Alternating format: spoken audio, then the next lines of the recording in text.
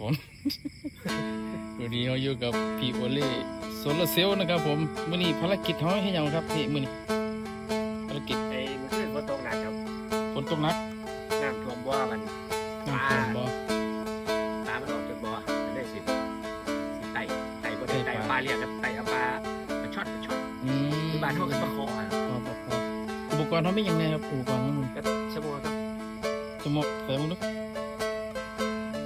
อุปกรณ์เขาเอาฉมวกไปใต้ปลาครับผม ของอาจารย์ห้องนะครับ น้ำมันล้นเนาะ น้ำ น้ำมันล้นเต็มบ่อไปพี่ลุยใต้ปลาครับผมเนี่ยน้ำมันล้นขอบบ่อออกมาเนี่ยครับผม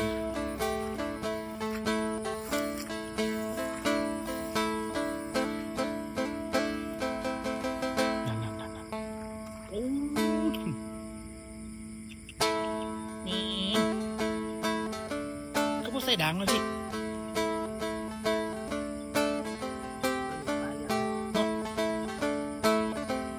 ใส่ดังโอ้ออกปลาคอติน้ำเต็มเลยครับ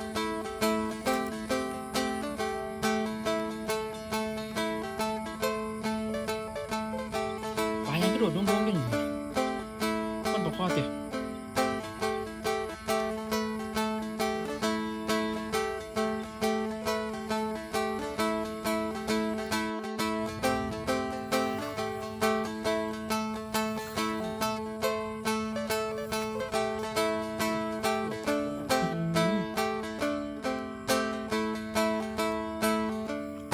บ่ทันมันอีกบ่เอาปลาไต่เด้อ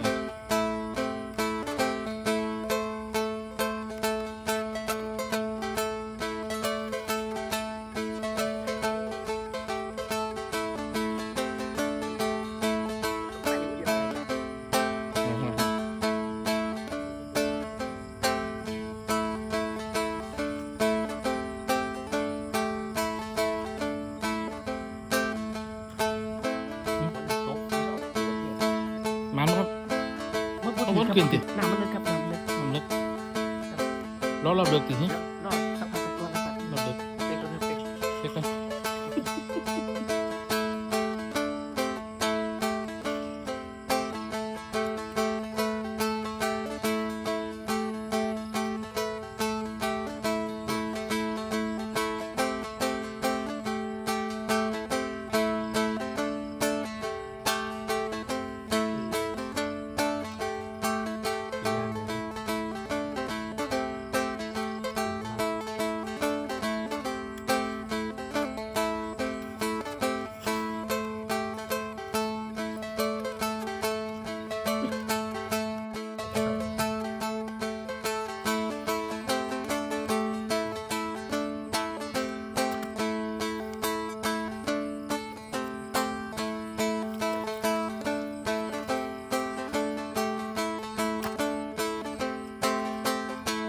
ตัวนี้เขาได้ปลานิ้นกับเขาได้ปลาคอครับมึง